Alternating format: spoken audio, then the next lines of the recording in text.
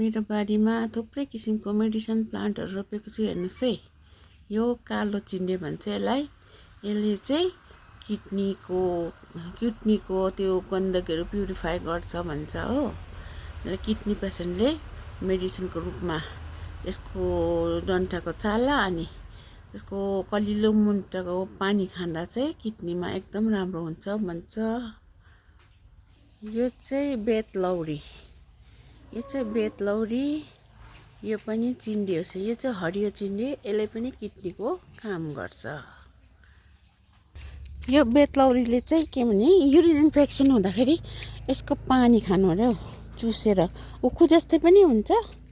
अनि तपाईँलाई आज एउटा इम्पोर्टेन्ट देखाउँदैछु। यो भुसुना हो कि के हो, एकदम बेसी निस्केको छ बर्खा नलागी। मेमै हेर्नु न, सेतै यो चिन्नुहुन्छ तपाईँले? यसलाई के भन्छ?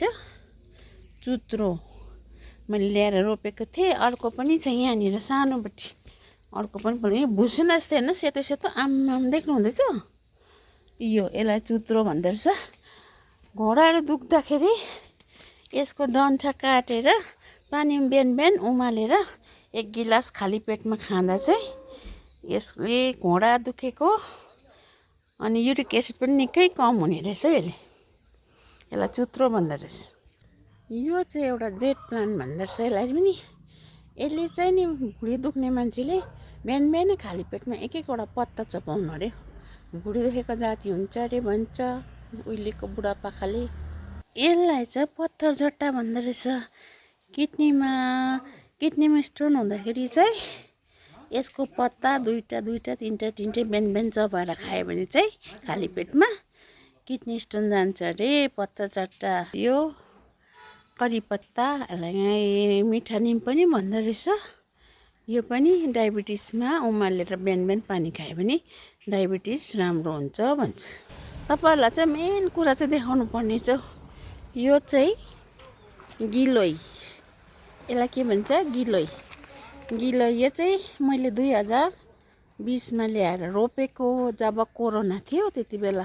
यो चाहिँ सानो काटेर पानीमा क्याचक्याच पारेर पानीमा उमालेर खाँदा चाहिँ कोरोना जाती हुन्छ भन्छ। यसलाई गिलोय भन्छ। गिलोय रामदेव बाबाले पनि भनिबस्छ नि, काँडा हुन्छ गिलोय। यो ज्वरो आउँदा पनि खाँदा हुन्छ, नानीहरूलाई पनि अलिअलि दिँदा हुन्छ 7 वर्षदेखि उँभोको। यसलाई गिलोय पनि भन्छ। तपाईँले देख्नु भएको होला पानको जस्तो पत्ता हुन्छ, पानको भन्दा अलिक सानो पत्ता हुन्छ गिलोय। खोकी लाग्दा इम्युनिटी पनि बढ्छ यसले बिहान खायो भने। तितो हुन्छ तर खाली पेटमा खानुपर्छ है सबै, इम्युनिटीको लागि खायो भने चाहिँ। इम्युनिटी बुस्ट गर्नु त्यो। अनि यहाँ मेरो ठुलो एलोभेरा पनि छ। एलोभेरा त्यसको त्यो कुच्चाएर खायो भने चाहिँ इम्युनिटी बुस्ट गर्छ भन्छ। हुन्छ आजलाई यति, बाई बाई, फेरि भेटौँला।